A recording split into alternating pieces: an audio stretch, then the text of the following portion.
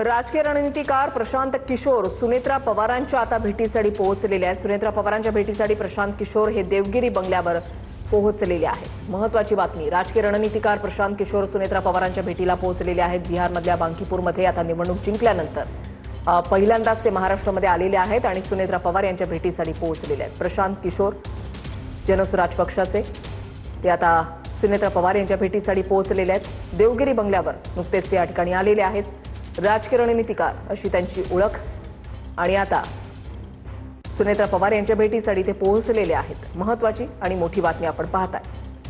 भेटीचं कारण अद्याप कळू शकलेलं नाहीये, मात्र भेट नेमकी का घेतली जाते या संदर्भात काही वेळातच स्पष्ट होईल।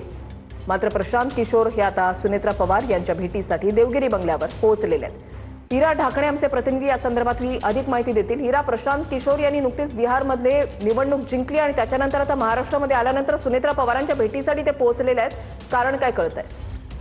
नक्कीच ऋषाली, आता प्रशांत किशोर हे देवगिरी बंगल्यावर दाखल झालेत आणि विजय त्यांचा पोटनिवडणूक विजय झाला। त्या विजयानंतर शुभेच्छा स्वीकार करण्यासाठी ते देवगिरी बंगल्यावर दाखल झाले। आतमध्ये हे पक्षाचे नेते भारत पवार सुद्धा आहेत आणि ते सुनेत्रा पवार सुद्धा आहेत। त्यांच्याशी ते शुभेच्छांचा स्वीकार करणारे, त्यासोबतच पक्षाच्या पुढील वाटचालीसाठी किंवा पक्ष वाढण्यासाठी ही त्यांची रणनीती ठरलेली। आपण काही 2 दिवसापूर्वी बातम्या बघितल्या होत्या। त्या दौरा महाराष्ट्राचा हा दौरा करणारे भारत पवार, सुनेत्रा पवार, त्या संदर्भात त्यांची ही भेट आता या ठिकाणी ही होण्याची शक्यता या चर्चामध्ये। त्यासोबतच त्यांचा विजय झाला, त्या विजय झाल्यानंतर सविस्तर भेट म्हणून या ठिकाणी प्रशांत किशोर भेट घ्यायला आले।